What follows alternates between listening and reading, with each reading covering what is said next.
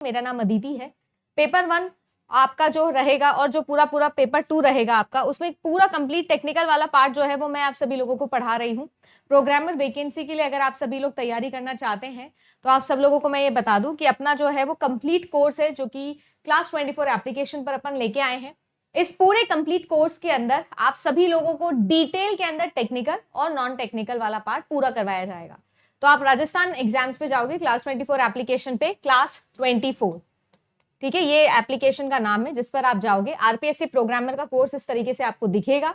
Course के features, पूरा about course के अंदर स्केड्यूल, सारी चीजें आपको मिल जाएगी और टेक्निकल प्लस नॉन टेक्निकल की सारी क्लासेस आपको मिलेगी, है ना। 5+1 सीरीज अभी चला रखी है जिसके अंदर 5 दिन आप लोगों को मैं क्लासेस रिकॉर्ड करके दे रही हूँ और जो आप लोगों का 6th डे होता है उसमें आप लोगों का लाइव डाउट क्लियरिंग सेशन होता है जिसमें पूरा रिविजन, साथ ही साथ आप लोगों की प्रीवियस या नेट और गेट के एमसीक्यूज जो है वो होंगे। अभी इसको शुरू किए हमें 1 ही वीक हुआ है। अगर आप ज्वाइन करना चाहते हो तो 5,000 इसकी फीस है, ठीक है। आपके लिए जो प्रोग्रामिंग वाला यूनिट है वो कंप्लीटली लाइव होगा क्योंकि वो मैं लाइव ही पढ़ाऊंगी। बाकी जो सेशंस मुझे ऐसा लगता है कि आप सभी लोगों को रिक्वायर्ड हैं वो मैं आपको रिकॉर्ड करके दे रही हूँ। कंप्लीट रोड मैप मैंने आपको पहली क्लास में समझा दिया था। अब मैं पूरा यूनिट वाइज, जैसे डेटाबेस मैनेजमेंट सिस्टम है उसका कंप्लीट रोड मैप अलग से आप लोगों को देती हूँ, नेटवर्किंग का अलग से आपको दूंगी। तो ये सारी की सारी चीजें अगर आप लोगों को रिक्वायर्ड है, आप कोर्स लेना चाहते हैं तो आप लोगों के लिए जो है ये कोर्स ऑलरेडी चल रहा है, ठीक है। क्लास 24 एप्लीकेशन पर आप जाके इस कोर्स को ले सकते हैं।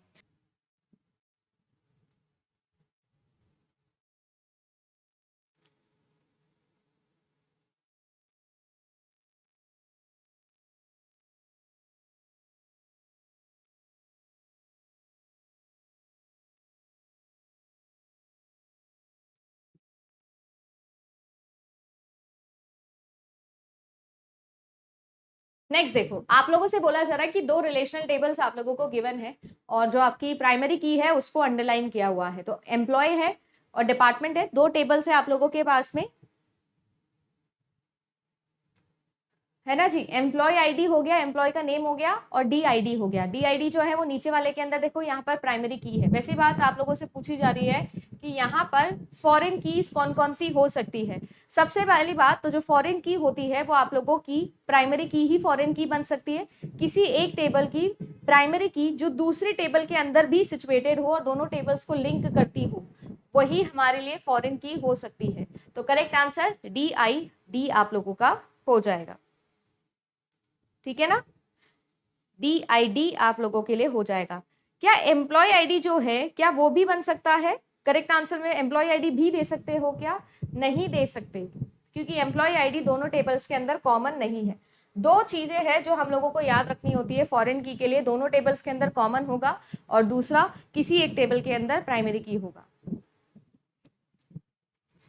नेक्स्ट क्वेश्चन देखिए, a candidate key is a minimal set of 1 or more attributes that taken collectively allow us to uniquely identify any entity in the entity set. Candidate key for which no proper subset is also a candidate key is called as a super key. A super key is a set of 1 or more attributes that taken collectively allow us to uniquely identify an entity in the entity set. A super key for which no proper subset is also a super key is also called as a candidate key. Incorrect statement यहाँ पर आपको choose करने, बहुत ही बच्चों वाला question आप लोगों के लिए ये आया है। आप सब जानते हैं एक हमारा होता है सुपर की, सुपर की से हमारे पास में आता है कैंडिडेट की और कैंडिडेट की से आता है मेरे पास में प्राइमरी की। सुपर की क्या होता है? सुपर की मैम उस सुपर सेट को बोलते हैं जिनसे कलेक्टिवली हम पूरी की पूरी टेबल को क्या कर सकते हैं? डिराइव कर सकते हैं। और इसका जो सबसेट होता है वो हमारे पास में कैंडिडेट की होता है। ऐसा सबसेट जो मैम फर्दर क्या ना हो सकता हो? डिवाइड ना हो सकता हो। सही है।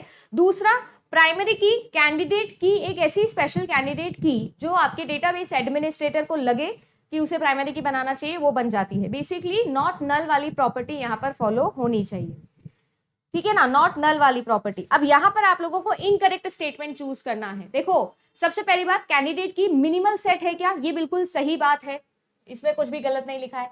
Candidate key for which no proper subset is also a candidate key is called as a super key. क्या ये बात सही है? जी नहीं, ये बात सही नहीं है। सुपर की का तो सबसेट होता ही है ना, किसी बात कर रहे हो?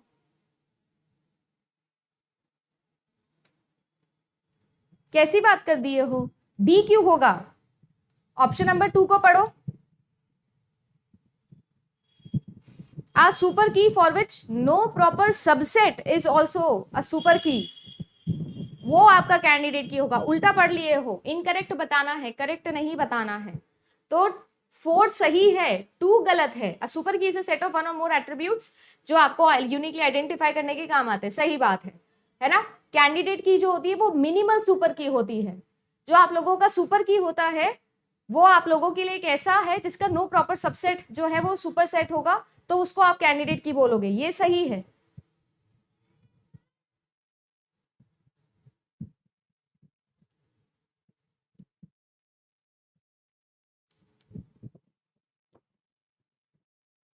सही है, समझ गए?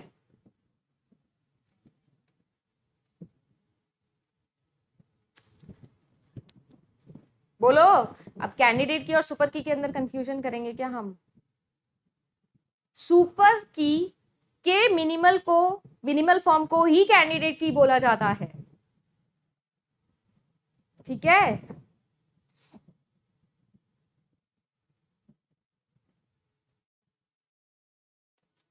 नेक्स्ट क्वेश्चन देखिए। अपाचे का काफका है, पिग है, अपाचे का मैहाउट है और मैप रिड्यूस है। तो ये सारे के सारे जो है वो एडवांस डेटाबेस कॉन्सेप्ट्स में से एक छोटा सा क्वेश्चन आप लोगों का यहाँ पर बन गया है। अगर एक भी हमको पता होता तो हमारा आंसर यहाँ पर निकल सकता था। जैसे फॉर एग्जांपल काफका, आपको पता है काफका जो है वो लिंक्डइन के साथ में रिलेटेड है। ए का जो है वो 3 होगा। देन आप लोगों का होता है पिग, मैप, रिड्यूस, दोनों के दोनों जो है वो डिस्ट्रीब्यूटेड सिस्टम में और मशीन लर्निंग सिस्टम में हम लोग काम लेते हैं। यानी कुल मिला के अगर मैं बात करूं तो जो आप लोगों का मैप रिड्यूस होता है वो कहां पर काम कर रहा है?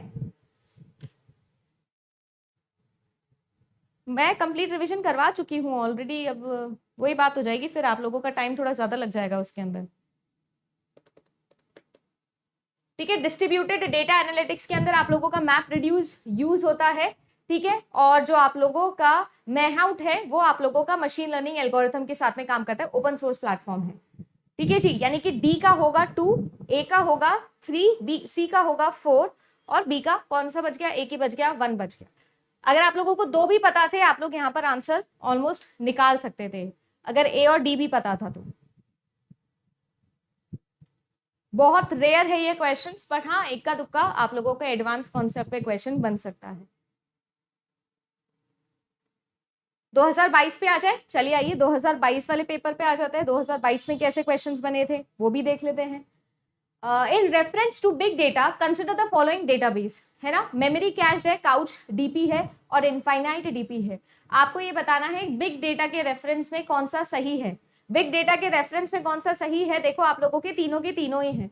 आप लोगों को जो मीम कैश है, देखो ये एक high performance user friendly data store है।